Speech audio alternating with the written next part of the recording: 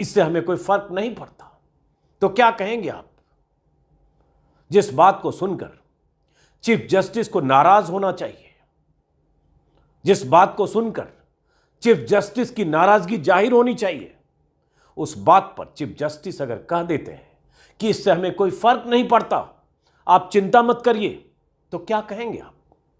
यही ना कि चीफ जस्टिस हो तो ऐसा, DY चंद्रचूड़ जैसा। जी, सुप्रीम कोर्ट के चीफ जस्टिस की अदालत में जजों को ट्रोल किए जाने से आहत एक वकील ने जब चीफ जस्टिस से इस बारे में बताया तो उनका यही जवाब था। चीफ जस्टिस चंद्रचूड़ में यही तो खास बात है जो उन्हें पूर्व के कई जजों से अलग करता है। यह वाकया कल का है और चीफ जस्टिस DY चंद्रचूड़ की अदालत का है। अगले 15-17 मिनट तक इस वीडियो को गौर से देखिए और पूरी बात समझिए। वरिष्ठ पत्रकार NK सिंह का एक विश्लेषण भी कि देश में सुप्रीम कोर्ट यूं टारगेट पर क्यों है और खासतौर से CJI।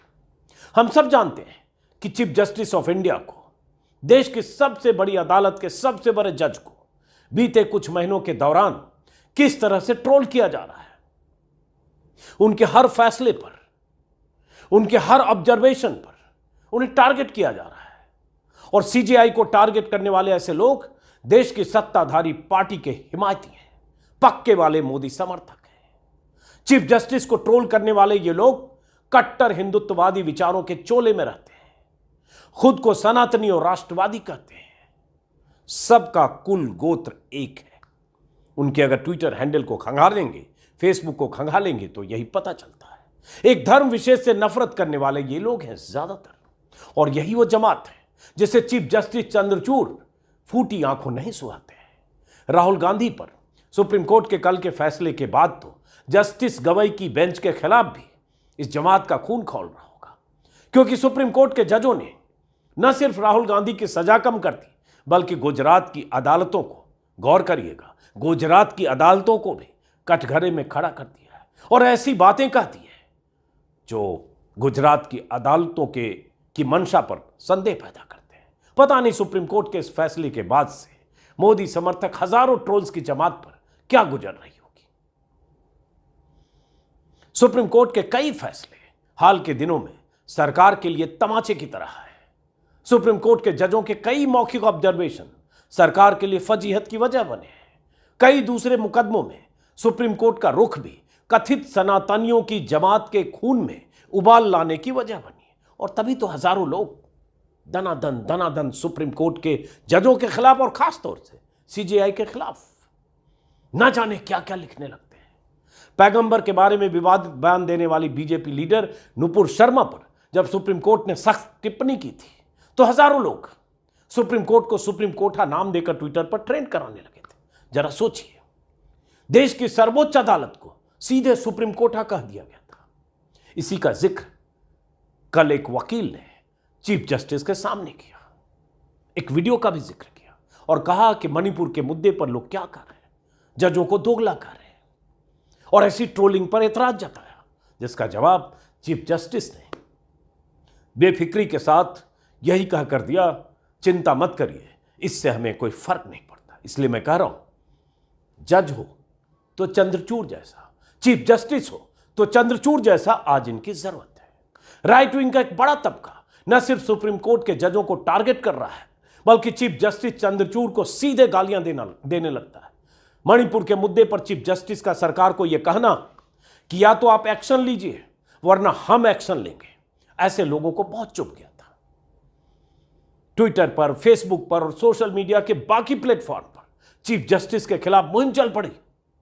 हजारों लोगों ने न सिर्फ उनके बारे में अनाप शनाप लिखा, बिलो द बेल्ट जिसको कहते हैं, मर्यादा तो भूल ही जाइए, बल्कि उनके परिवार और उनकी 2 बेटियों को भी टारगेट किया। वो बेटियां जो व्हीलचेयर पर चलती हैं, वो बेटियां जो इनकी एडॉप्टेड डॉटर हैं। इतने बेहुदे ढंग से उन्हें ट्रोल किया गया कि कोई भी संजीदा आदमी परेशान हो जाए। तमिलनाडु के एक बीजेपी समर्थक, लेखक, प्रकाशक बद्री शेषाद्री ने तो यहां तक कह दिया कि चंद्रचूड़ को बंदूक लेकर मणिपुर भेज देना चाहिए। देखते हैं जस्टिस चंद्रचूड़ कैसे शांति बहाल करते हैं। ये लेखक महोदय बीजेपी के करीबी माने जाते हैं। और ऐसा बता रहा हूं, इसकी वजह है क्योंकि पता चलना चाहिए पीछे कौन है, किसकी ताकत पर, किसके दम पर ऐसी ट्रोलिंग होती है। हालांकि उस वकील, एक दूसरी वकील की शिकायत पर बद्री शेषाद्री के इस बयान की वजह से उन्हें गिरफ्तार कर लिया गया, जिन्होंने चंद्रचूड़ के बारे में ऐसी बात कही थी। बीजेपी नेताओं ने गिरफ्तारी का विरोध किया, लेकिन बद्री शेषाद्री नाम के उस लेखक के बयान का विरोध नहीं किया।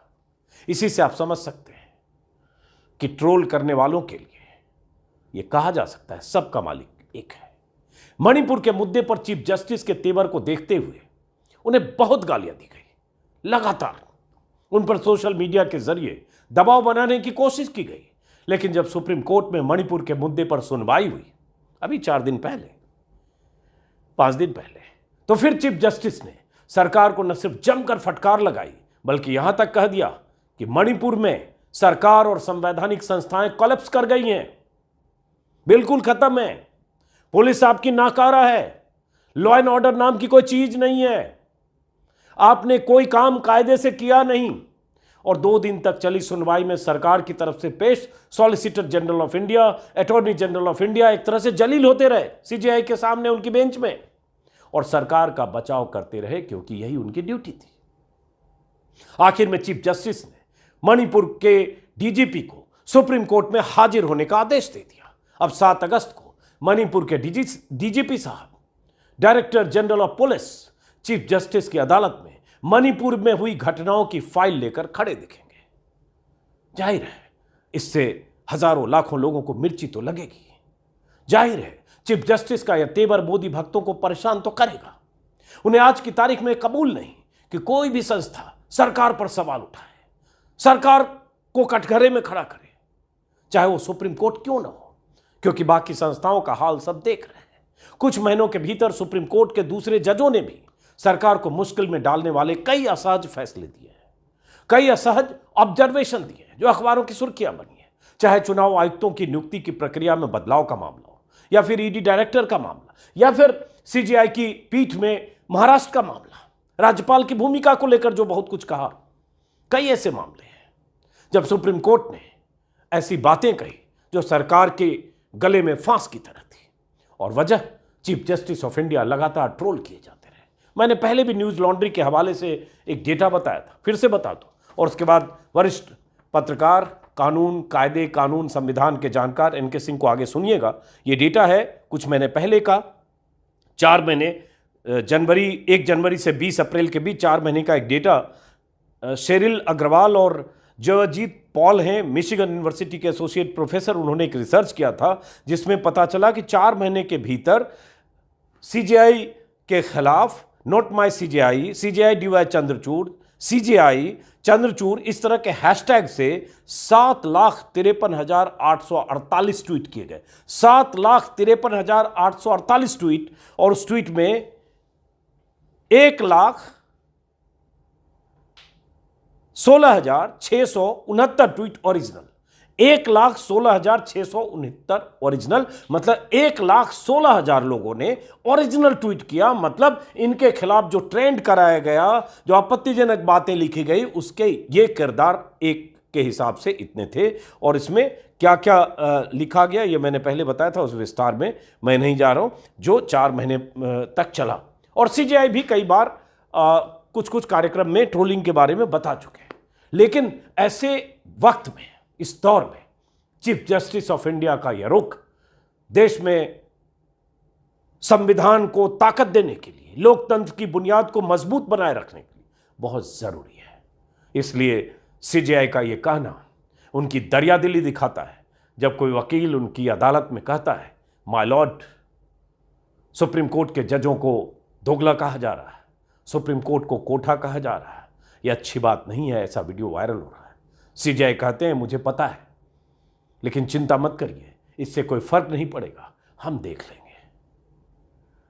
बहरहाल एनके सिंह ने क्या कहा, मैंने उनसे भी कहा था कि आप अपनी राय, अपना विश्लेषण इस पूरे मामले पर दीजिए, क्योंकि देश में ऐसे दौर में लोगों के सामने, आपके सामने वो पक्ष आना जरूरी है कि जब कोई चीफ जस्टिस, जब सुप्रीम कोर्ट के जज ऐसे फैसले देते हैं जो सरकार को नापसंद हो, ऐसे फैसले देते हैं जो लाखों की उस आबादी को नापसंद हो, जो खुद को सनातनी कहते हैं, मोदी भक्त मानते हैं, तो फिर क्या होता है? सुनिए इनके सिंह को। जी हाँ, देखिए इसके पीछे ये है कि किसी आदमी की हकीकत, उसका व्यक्तित्व कितना बड़ा है, ये पहचाना जाता है